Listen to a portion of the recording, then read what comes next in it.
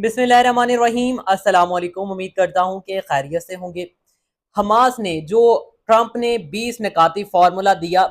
गजा में अमन माहदे का, उसके कुछ निकात को तस्लीम कर दिया है और बाकायदा तौर पे गजा में जंग बंदी पर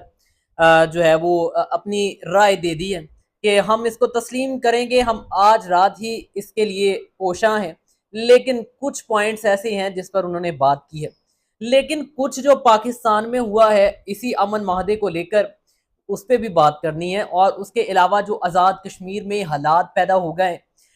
उन हालात पर अब एक अमन माहदा वहाँ पर भी हो गया है। और वो माहदा क्या है, उसके निकात क्या हैं, वो भी आपके सामने रखनी है। लेकिन उससे पहले अगर अभी तक आपने हमारा यूट्यूब चैनल सब्सक्राइब नहीं किया तो जल्दी से कर लें, क्योंकि 24 घंटे की अपडेट्स आपको यहीं पर मिलेंगी।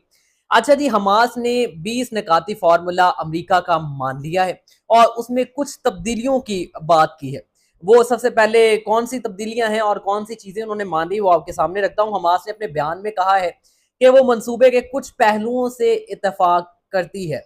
और सबसे अहम बात यही थी कि क्या हमास का रद्द अमल इस पर मुस्बत आता है या मनफी आता है, क्या हमास इसको मानेगी या नहीं मानेगी। तो इस पर उन्होंने जो है वो इत्तेफाक कर लिया, जिनमें गजा में मौजूद इसराइली कैदियों की रहाई और इलाके की इंतजामिया से दस्तबरदारी शामिल है। और ग्रुप ने कहा है कि वो दीगर निकात पर बातचीत करने के लिए तैयार है। खबर रसां अदारे राइटर्स ने ये कहा है कि इन निकात में ग्रुप की गैर मुसल्लह होने की शर्त भी शामिल है। उनको जारी सी बात है, कहा गया कि आपका ताल्लुक टोटली तौर पे खत्म हो जाएगा और वो इतना रिस्क लेने के लिए भी तैयार हैं हमास। लेकिन उसने साथ ये भी कहा है कि हम तब तक गैर मुसल्लह नहीं होंगे जब तक गजा से मुकम्मल तौर पर इसराइली जारहियत खत्म नहीं हो जाती और उनका कब्जा खत्म नहीं हो जाता। व्हाइट हाउस के अमन मंसूबे की इसराइली वजीर आजम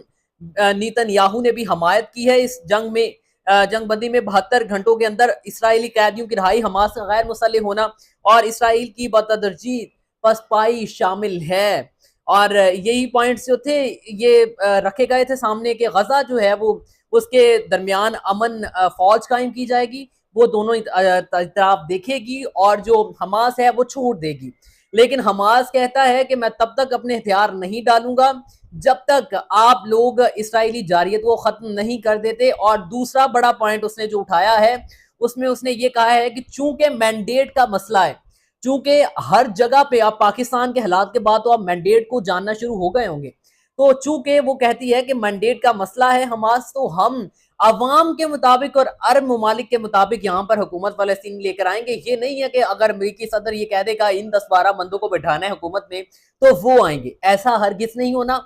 अवाम के मैंडेट के मुताबिक वहां पर हुकूमत आएगी और हम तब तक गैर मुसल्लह नहीं होंगे जब तक इसराइली जारहियत खत्म नहीं हो जाती और मजीद मुज़ाकरात के लिए हम तैयार हैं। अब ये मुज़ाकरात के लिए तैयार करवाना क्या उन्होंने अपनी खुशनुदी के लिए या अपने बगैर प्रेशर के किया है या फिर एक प्रेशर था? चूंकि ये एक धमकी ट्रंप ने दी थी और ट्रंप ने तमाम ममालिक को साथ मिलाकर, जिसमें वो कहता है कि हमने 20 निकाती फार्मूले पर तमाम मुस्लिम ममालिक से हमने साइन करवा लिए। तो उसके बाद ये साइन करवाने के बाद ये मरहला आया कि उसने धमकी दी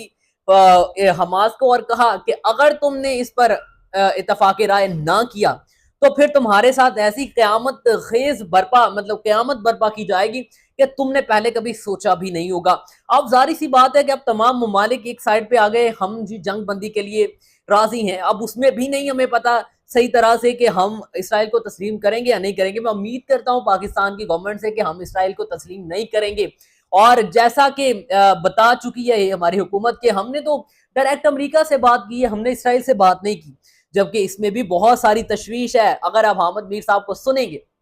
और अगर आप कायदे आजम के इरशादात फलस्तीन के हवाले से सुनेंगे तो ये टोटली रॉन्ग है। लेकिन उसके बावजूद भी हम यही अपील करते हैं हुकूमत पाकिस्तान से कि वो ऐसा नहीं करेगी। लेकिन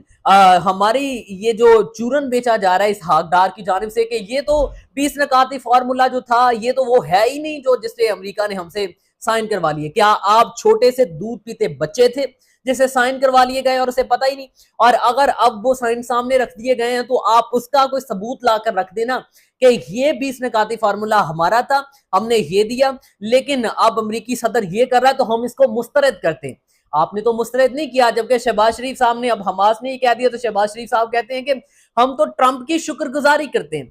آپ تو شکر گزاری کر رہے ہیں ان کی، آپ کا تو اس کا مطلب ہے کہ آپ پاکستانی عوام کو چورن بیچنا شروع کر دیا آپ نے۔ اس کا مطلب آپ پاکستانی عوام کو صرف اور صرف چابی والا کھلونا سمجھتے ہیں کہ جب چاہا وہ 90 صدی جو تھی 1999-98 کی وہ والا چورن بیچنا شروع کر دیا۔ ایسا نہیں ہے، عوام سمجھدار ہے اور عوام بے عقل نہیں ہے، کم عقل نہیں ہے، عوام سب سمجھتی ہے کہ کیا ہو رہا ہے۔ لیکن اگر آپ نے پہلے وہ شمع جنیجو کے حوالے سے آپ نے کہہ دیا کہ ہم تو اس کے ساتھ ہم جانتے نہیں، پھر آپ نے وزیر اعظم کے خاتے ڈال دیا، اور اس کے بعد حقدار صاحب یہ کہہ رہے ہیں جبکہ کہ ہمارا تو 20 نکاتی فارمولا ہے ہی نہیں، میں سچ بتا رہا ہوں کہ ہمارا 20 نکاتی فارمولا وہ نہیں تھا، جبکہ شہباز شریف صاحب بیٹھ کر شکر گزاری کر رہے ہیں کہ جی ہمیں تو ٹرمپ کی شکر گزاری کرنی چاہیے۔ خیر اتنی شاید بات سمجھداروں کے لیے کافی ہے، لیکن اب دیکھیں کہ حماس اگر ہتھیار ڈالے گی بشرط یہ کہ وہاں پر امن ہو جائے، لیکن امن کا کیا آپ دیکھ رہے ہیں کہ وہاں پر امن ہو جائے گا؟ میں 100% شور ہوں کہ وہاں پر امن نہیں ہوگا، اور اس کی بات میں اس لیے کر رہا ہوں کیونکہ جو پہلے ٹرمپ نے امن معاہدے 2 ماہ کے کروانے کی کوشش کی وہ توڑ دیے گئے نتنیاہو کی جانب سے، اور وہاں پر دوبارہ بمباری کی گئی اور اسرائیلی جارحیت ہوتی رہی اور اب تک ہوتی گئی۔ اور ابھی بھی جب اس نے یہ ٹویٹ کیا ڈونلڈ ٹرمپ نے اور ویڈیو بیان جاری کیا کہ وہاں پر امن ہو جانا چاہیے، وہاں پر اب حملے نہ کرے اسرائیل، اس کے باوجود بھی اب حملے کیے گئے ہیں، اور اس میں کئی ایک فلسطینی اور غزہ کے لوگ جو ہیں وہ شہید ہوئے ہیں، اور کئی ایک عمارتیں گری ہیں وہاں پر، اور یہ باقاعدہ طور پہ رپورٹ ہوا ہے وہاں کے سول ڈیفنس کی جانب سے غزہ کی۔ آپ یہ کہتے ہیں کہ یہاں پہ غزہ میں امن ہوگا، میں نہیں سوچتا کہ یہ امن ہوگا، لیکن میں امید کرتا ہوں کہ ہماری اب اگر پاکستانی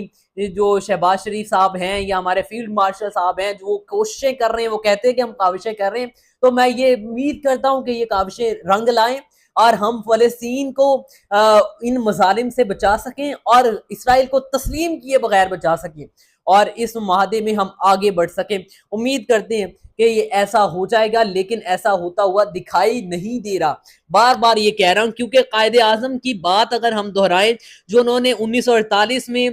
صدر ٹرومین کو ایک خط لکھا جس میں انہوں نے واضح طور پہ کہا کہ ایک ہی ریاستی فارمولا ہے اور وہ ہے فلسطین آزاد ریاست بنے گی اور ہم فلسطین کے ساتھ کھڑے ہیں، اور ایسا ہرگز نہیں ہونا چاہیے کہ وہاں پر آپ لا کر اسرائیلی جو